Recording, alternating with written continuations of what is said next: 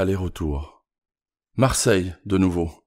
Ce trafic, ces rues, ces gens qui s'interpellent, qui rient. Tout ça a donc continué d'exister pendant qu'on était là-bas, dans cette sorte de monde parallèle. Et en ce moment, que peuvent bien faire les copains?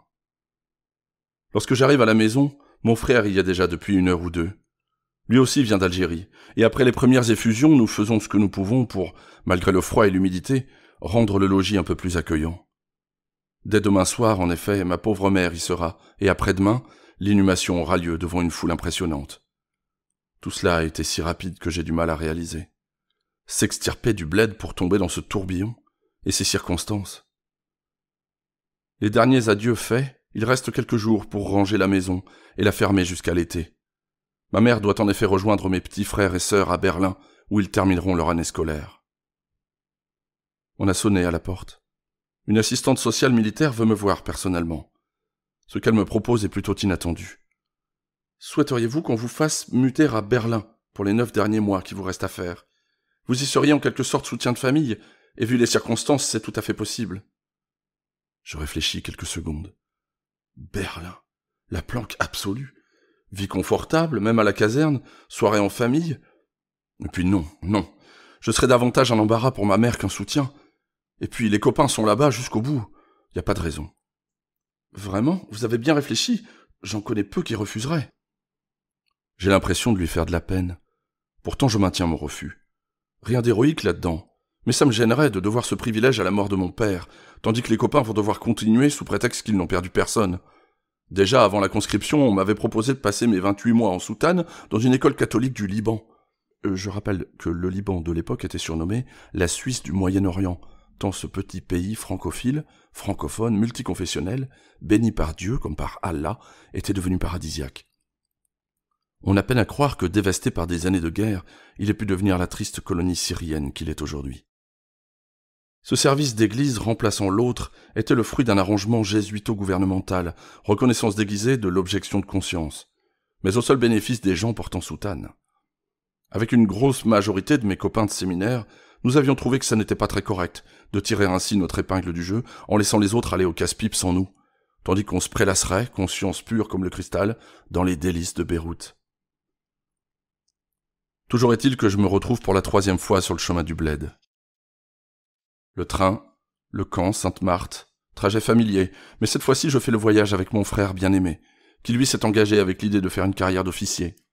Il est donc déjà maréchal des logis.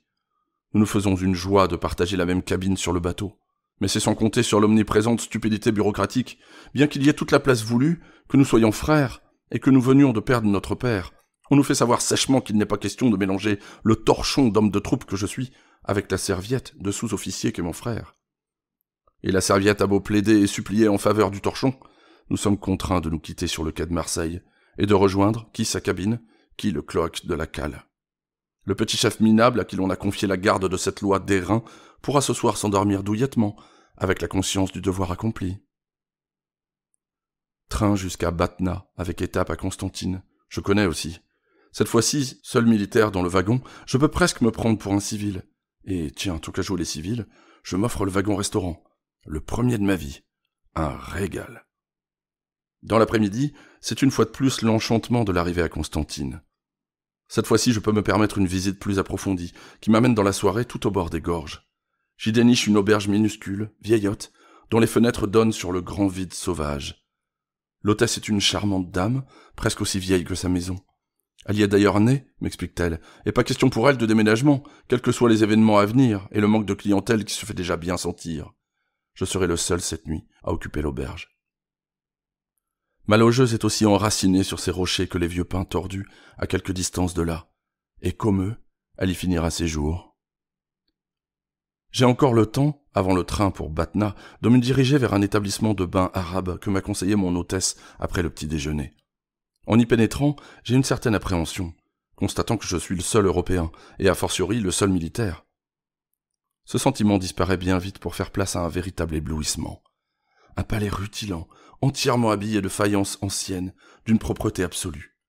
J'y prends un bain parfumé, délicieux, suivi de frictions en serviettes chaudes, le tout prodigué avec une gentillesse et un sourire aussi bienfaisants que le bain lui-même. Je m'attends à payer une fortune. Pas du tout. Je viens de découvrir un des points forts du savoir-vivre arabe. L'arrivée à Batna, porte des Aurès, dans l'après-midi, me laisse tout éberlué. En effet, nous ne sommes qu'en février, mais le soleil qui s'est installé au-dessus de la ville a fait grimper subitement la température, et on dépasse allègrement les 25 degrés à l'ombre, alors que cette nuit, il y aura encore un petit gel, bien mordant. Pour m'en protéger, pas d'autre solution que la caserne de tirailleurs qui jouxte l'hôpital militaire. Je m'y dirige sans enthousiasme, lorsque je me souviens tout à coup qu'il existe aussi une aumônerie, où, sans attendre le concile ni les palabres des docteurs de la loi, cohabitent dans le plus parfait œcuménisme 2 aumôniers, l'un protestant, l'autre catholique. Ce soir, c'est le pasteur qui m'héberge pour la nuit. Son accueil est chaleureux, et j'éprouve un grand plaisir à bavarder un peu avec lui. Il faudra que je signale à mon copain Gaston la présence de ce bon pasteur.